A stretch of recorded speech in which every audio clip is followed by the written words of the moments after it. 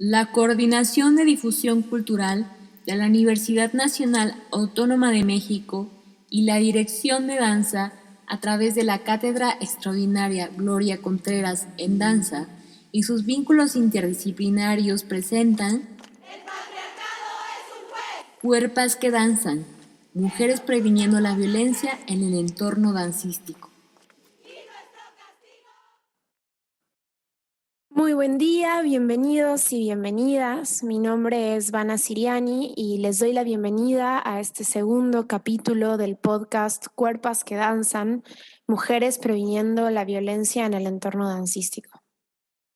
El día de hoy el tema de nuestro programa es en torno a la cuerpa y la performance como manifestación política. Nuestra idea es plantear que el cuerpo público, habitando espacios de manifestación y lucha, es un ámbito que es indispensable explorar al momento de pensar el cuerpo que danza en favor de la igualdad y o en contra de la violencia. La danza y el cuerpo no solo existen en paralelo con la actividad artística del cuerpo, sino que también se interrelacionan, manifiestan y propulsan mutuamente. En este contexto, Argelia Guerrero es una artista que ha explorado estas posibilidades a lo largo de su carrera y cuya perspectiva consideramos sumamente enriquecedora en las reflexiones que se propone desarrollar este podcast. Ella es bailarina de danza clásica y contemporánea con un fuerte vínculo con las resistencias sociales de mujeres, defensores del territorio y familiares de desaparecidos. La mayoría de su trabajo se centra en el acompañamiento de estos espacios a través de la danza y principalmente en espacios públicos. Así que muchísimas gracias, Argelia, por aceptar la invitación y bienvenida a este espacio.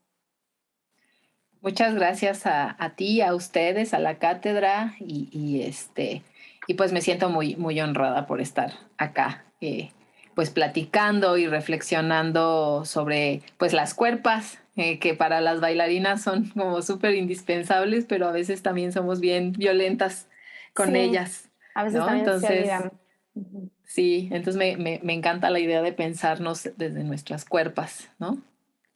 Claro que sí. Pues me gustaría comenzar el diálogo haciéndote una pregunta que también le hice a la invitada anterior para un poco ir entrando en tema y conocer tu perspectiva. Y esa pregunta es, ¿cómo concibes tú a nivel personal la cuerpa? ¿Cómo concibes el cuerpo y tu ser corpóreo?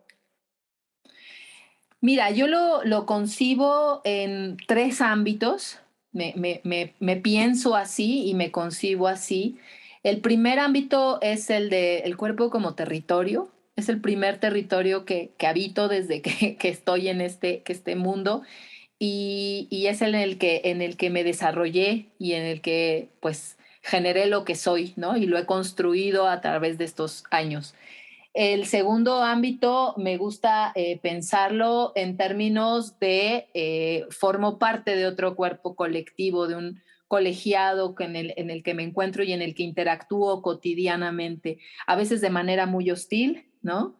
Y a veces de manera pues muy amorosa, ¿no? Dependiendo de los espacios en los que me relaciono. Entonces, también, si bien me gusta pensar mi cuerpo como mi territorio y como mi individualidad, también me gusta pensarlo en esa colectividad y en esa interacción constante y cotidiana que realizo, no solo como bailarina, sino como habitante del planeta entero, ¿no? O sea, desde mis traslados, desde estar en una fiesta, estar en una manifestación y todo esto, pues me concibo como un cuerpo con el otro, con la otra.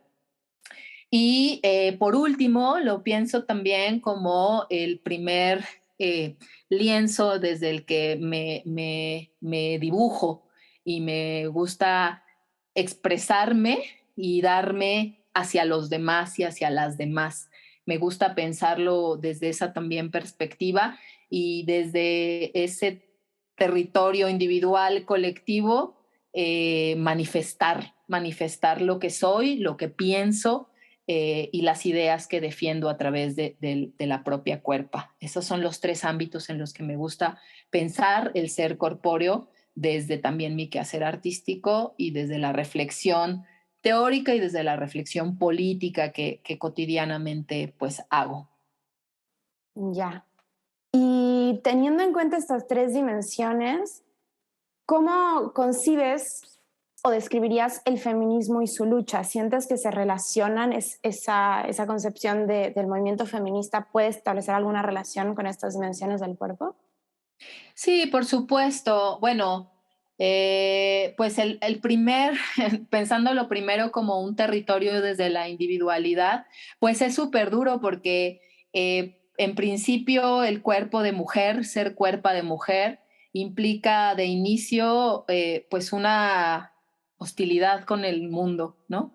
Es decir, la primera vez que tu mamá te dice que no te pongas tal o cual cosa o que tu papá te protege porque estás desarrollando senos o nalgas o estas cosas y que tú no estás entendiendo del todo y que entiendes a partir de la violencia, ¿no? Es decir, tu cuerpo cambia y eso lo asumes, lo asimilas, lo aprendes en la escuela, en la biología, pero la vida real es muy dura para hacerte entender que tu cuerpo está cambiando, que tu cuerpo está en el mundo, ¿no? Y que está en el mundo de manera hostil, ¿no?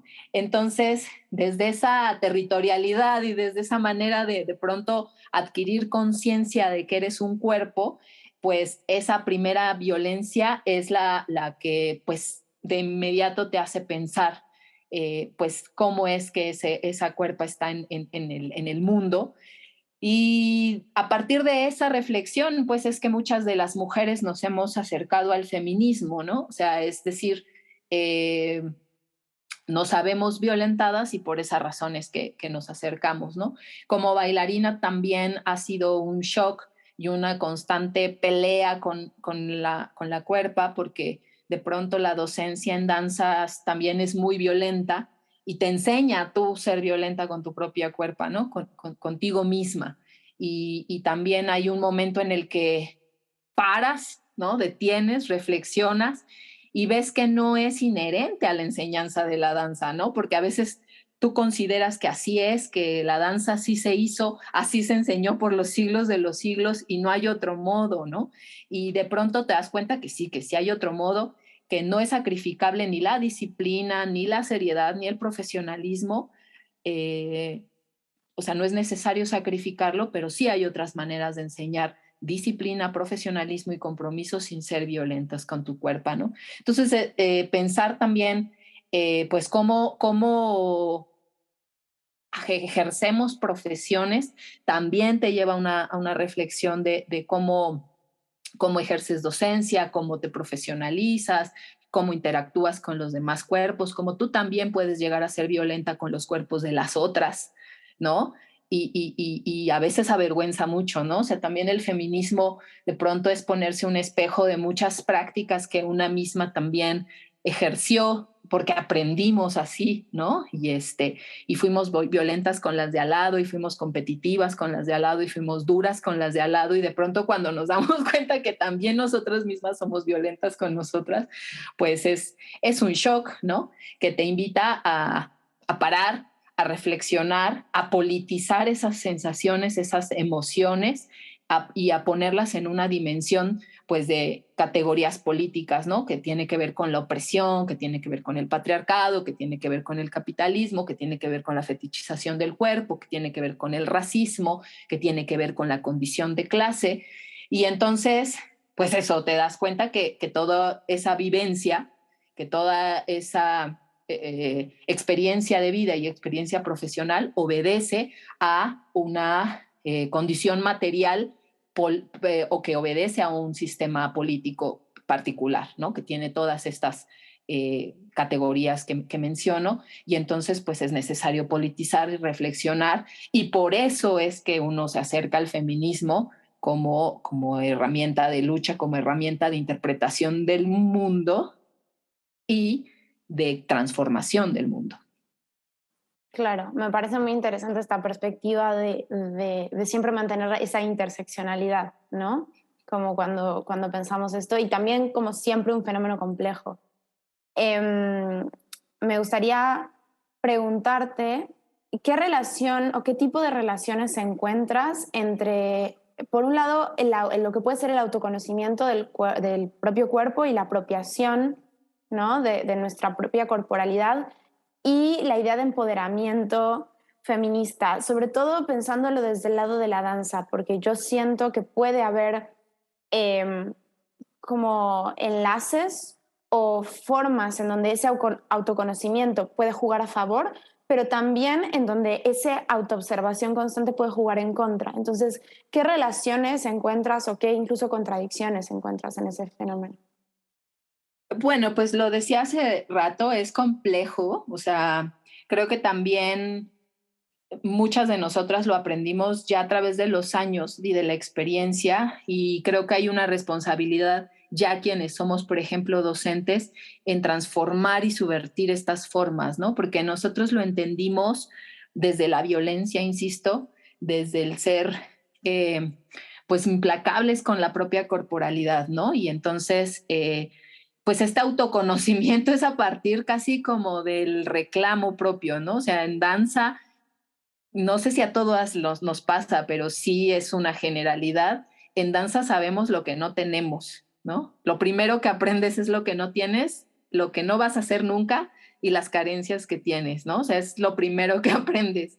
Y después, con la experiencia, con la interacción, con el propio desarrollo profesional, empiezas a entender tus virtudes, tus potencialidades, lo que quieres decir, las propias características que en algún momento te dijeron que eran negativas, aprendes a utilizarlas como lenguaje, como herramientas, como sintaxis de la propia danza, pero creo que es ya mucho después, ya que te profesionalizas y ya que rompiste esas barreras y ya que pudiste, pues vaya, ejercer profesionalmente, pero de inicio me parece que sí en la docencia hay una gran responsabilidad sobre pues formar a las y los bailarines, pero sobre todo a las bailarinas, pues desde este autoconocimiento amoroso, ¿no? Y respetuoso, que no quiere decir ser condescendiente, ni paternalista, ni mediocre, vaya, ¿no? Pero sí tiene que ver con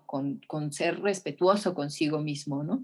Y que subvertir esta manera de pensar qué es lo que no tienes y qué es lo que no va a ser, supone una manera distinta de autoconocerse y a partir de eso creo que también pues otra manera de entender la profesión. A mí a propósito de la cátedra, pues ya muchos años después de haber salido de varias escuelas, de varios profesores, de todo tipo, también he tenido maestras muy, muy generosas, pero Gloria Contreras fue de las primeras que yo tuve el privilegio de conocer, de trabajar con ella y que me sorprendía mucho la confianza que tenía en el tipo de bailarina que soy, ¿no?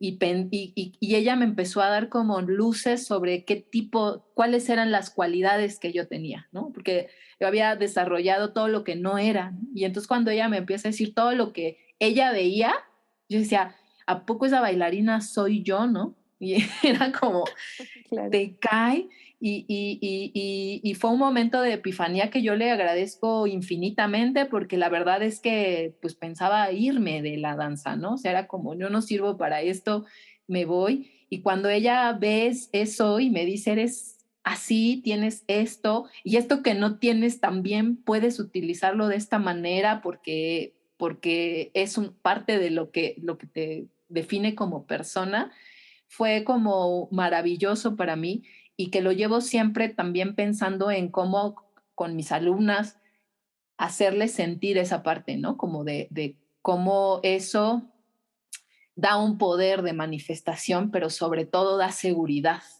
¿no? Y caminar con seguridad por la vida es importantísimo y bailar con seguridad me parece que lo que garantiza es un arte honesto, ¿no? Y que desde mi perspectiva hace mucha falta también. Claro, completamente. Y justo como decías, es paradójico porque si te formas, si te instruyes pensando en lo que no tienes, pues seguridad es como lo último de lo que vas a Te disponer, desarrollas. ¿no? Claro. Y orientándonos un poco más a tu experiencia personal y tu historia, cuéntame un poco en qué momento de tu carrera y por qué, con qué motivaciones empezaste a explorar la danza y la performance como manifestación pública, como manifestación en espacios públicos, urbanos o de cualquier tipo. ¿Cómo fue ese camino para ti? Pues hay como dos momentos importantes que yo reconozco en mi quehacer artístico en vinculación con la manifestación pública. La primera es que trabajé en la Facultad de Filosofía y Letras con un amigo muy querido desde la infancia, estuvimos juntos en el IMBA, y él es actor, director y dramaturgo, y desarrolló un proyecto que se llama Proyecto 21, que de hecho va a cumplir 22 años, y cuyo principal objetivo era el de salir a las calles a hacer denuncias públicas, sobre todo sobre la agenda LGBT, y sobre la discriminación a las personas enfermas de SIDA y etcétera, ¿no? Entonces era un poco esa agenda y pues vestíamos ropa hecha con papel periódico, residuos, y llamaba mucho la atención, y a través de ese llamar la atención, pues introducíamos temas de ese tipo, de esa agenda. Después nos acercamos mucho a la agenda feminista, y pues eran los diálogos que manteníamos con la sociedad en los mercados, en las plazas, etcétera. Y la segunda influencia es un momento en el que el movimiento zapatista, los compañeros zapatistas en Chiapas, entre las múltiples diálogos que tienen constantes con la sociedad civil, que nos consideramos interpelados por ellos, interpeladas, lanzaron una pregunta que para mí es fundamental, y era, bueno, nosotros tuvimos un levantamiento armado en 1994, tenemos esta historia, tenemos esta agenda, tenemos esta construcción de la autonomía como la entendemos, etcétera, y la lanzan a la sociedad civil una pregunta que dice, ¿y tú qué? ¿No? Y entonces para mí fue como un shock, ¿no? Y es un shock cotidiano que me hace caminar todos los días, porque todos los días me pregunto, o sea, oigo la voz colectiva de los zapatistas diciendo, ¿y tú qué? Y entonces a partir de eso decía, bueno, sí, yo soy bailarina, pero ¿y qué? ¿No? Y entonces me acerqué siempre a los movimientos sociales, pero digamos que desde el activismo. Y entonces, bueno, decía, soy bailarina, ¿no? Y entonces, ¿cómo aporto desde estos que soy a los acompañamientos de estos movimientos, ¿no? Y entonces, pues muchas veces era pues dar un taller, bailar en algún momento, acompañar una manifestación desde la danza, ¿no? Que de pronto es como además muy poco común, ¿no? En los espacios de ese tipo, digamos, ¿no? En mitad de una marcha o en un meeting por la presentación de desaparecidos y estas cosas, ¿no? Entonces decía, bueno, pues esto es lo que soy y esto es lo que yo puedo aportar y esta es la manera en la que yo puedo protestar o apoyar una manifestación o abrazar a una madre que le falta un hijo, etcétera, ¿no? Y entonces, a partir de esa pregunta tan fundamental que hicieron los zapatistas y las zapatistas, es que me acerco y me construyo cotidianamente, y me parece que es un proceso dialéctico que no tiene pues fin, digamos, ¿no? Todos los días pues es un cuestionamiento diario, cotidiano, y a veces siento que lo logro, que me vinculo, hay veces que no, siento que no fue suficiente o que no logré comunicar lo que quería, etcétera, ¿no? Pasa y así es. Y bueno, ya finalmente pensarlo desde el acompañamiento, ¿no? O sea, es decir, sí me, sí me define como artista y sí me define como persona, pero principalmente lo que busco es aportar, sumar, abrazar y acompañar, más allá de la currícula que pueda esto generar, ¿no? O sea, es decir, no niego que existe y que me define como artista, pero no es la finalidad última. Entiendo. Y un poco para ir cerrando ya la charla en cuestión, pienso en, me hablaste recién de como tu lugar, ¿no? Como artista y cómo aportar y cómo responder y cómo preguntarse y yo qué cotidianamente con lo que al final de cuentas sabes hacer. Pero pensando específicamente en la danza y quizá en las artes escénicas en general, quizá pensando en el performance o el teatro u otras formas de expresión del cuerpo, ¿qué lugar sientes que puede ocupar en el sentido de cómo se diferencia o cómo se distingue de otras formas de arte combativo al momento de presentarse corporalmente en una manifestación social o una manifestación política. ¿Cuál es el aporte particular o el sentido específico que aporta el presentarse en el cuerpo, a diferencia de otras formas de arte que busquen denunciar alguna situación?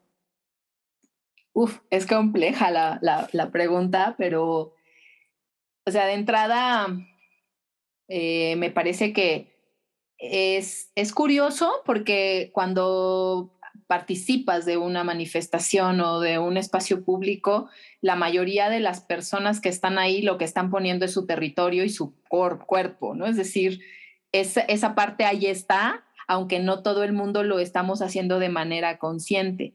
Y cuando yo lo hago de manera deliberada y consciente, y me parece que lo que de pronto irrumpe, o eso es lo que yo siento, es los modos corporales que uno de pronto adquiere. Es decir, todos estamos en el espacio público, todos somos cuerpos que habitamos, todas somos cuerpas que estamos habitando, pero de pronto una empieza a moverse desde otra manera de entender su propia corporalidad, desde su propio estar en el espacio y empieza a decir desde otras maneras, ¿no?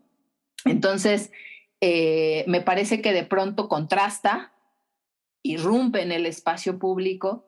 Es muy curioso porque de pronto también en esos tipos de espacio estamos acostumbrados a la beligerancia, al grito, ¿no? E incluso quien no está acostumbrado siente cierto temor, ¿no? Como de la colectividad enardecida.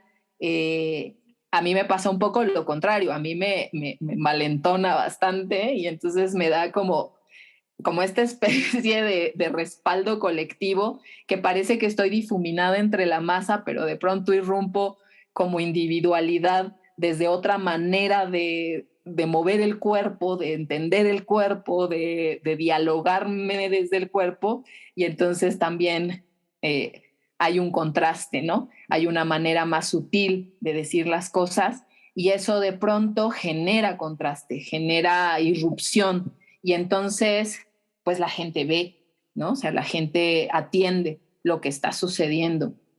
Y a mí me parece también súper interesante que de pronto el arte de la danza sentimos que es complicado de entender, ¿no? O que hay cierta distancia y que se requieren ciertos códigos para entenderlo. Y creo que eso es un mito. Me parece también que eso no sucede, que la gente entiende perfectamente lo que estás queriendo decir siempre y cuando te interese comunicarte. O sea, si te interesa ser una persona que nadie me entiende porque es superior, pues sí, seguramente no. Pero si realmente te interesa explicar qué es lo que estás sintiendo, o abrazar, o solidarizarte, o decir nada más por decir, pero de manera honesta, la experiencia que he tenido es que la gente percibe, la gente está envuelta en esta atmósfera que construyes a partir de ese momento, ¿no? Y entonces la danza se entiende y el momento dancístico sucede, ¿no? Y a mí me gusta mucho, me parece que es lo que genera en el espacio público y que atrae no solo a quienes están en el espacio público deliberadamente, sino a quien va pasando, se siente interpelado por esto que está sucediendo, ¿no? Porque de pronto es como, ay, la marcha ya no está gritando, de pronto esta está bailando ahí y está moviéndose en el espacio y lo está delimitando de tal manera que configuró un escenario o una especie de círculo a su alrededor, ¿no? Y está diciendo algo, ¿no? Y ya lo que cada quien interprete y se lleve de ese algo que estás diciendo, pues me parece que es súper rico, ¿no? Independiente, o sea, todo el mundo nos llevamos algo, incluida la persona que estamos en la performance ahí, y no volvemos de la misma manera a nuestros espacios cotidianos, ¿no?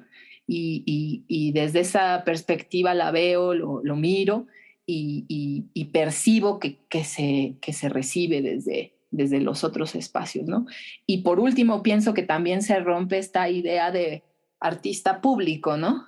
O sea, aunque tú eres la persona que está ejecutando, de pronto eres parte de eso y eso colectivo que existe te envuelve y se vuelve parte, ¿no?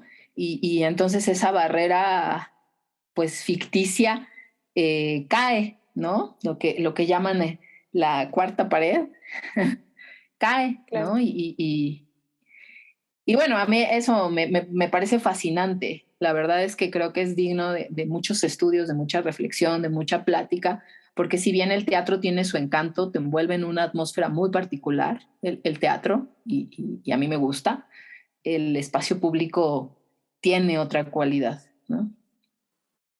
Me parece súper interesante escucharte y muchas gracias ante todo por esta probadita, esta pequeña probadita de tu trabajo, de tu trayectoria y todo lo que has hecho. Antes de despedirme, me gustaría preguntarte o pedirte que nos cuentes si alguien quiere saber un poco más de tu trabajo, qué proyectos tuyos puede encontrar o cómo pueden encontrar lo que haces. Bueno, pues generalmente todo lo comparto a través de mis redes sociales. Principalmente yo me enfoco en acompañar en movimientos de víctimas, de desaparecidos, de mujeres, de madres con hijas víctimas de feminicidio. Y entonces la mayoría de las cosas que acompaño, de las situaciones que acompaño, las comparto en mis redes sociales. Casi todas están como Argelia Guerrero o @Argelia_Guerrero en Instagram, en Twitter @Argelia Guerrero.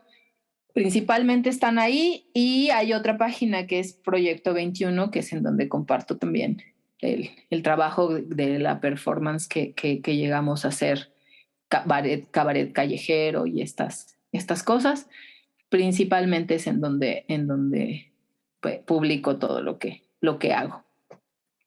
Pues muchísimas gracias por estar aquí, por compartir y ojalá pronto podamos seguir charlando largo y tendido.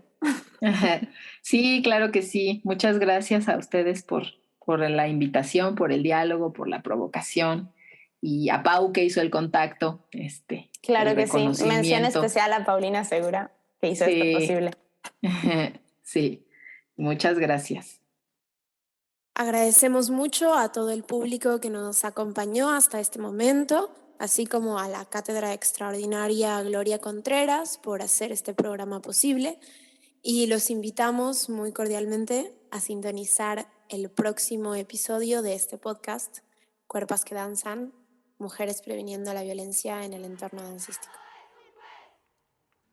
Conduce Vana Siriani, bailarina egresada de la Escuela Nacional de Danza Clásica y Contemporánea y estudiante de Letras de la Universidad de Buenos Aires, Argentina. Edición de audio, Melissa Minguer, bailarina egresada de la Escuela Nacional de Danza Clásica y Contemporánea. Integrantes del Servicio Social de la Cátedra Extraordinaria Gloria Contreras en Danza y sus vínculos interdisciplinarios. Gracias por escuchar Cuerpas que Danzan.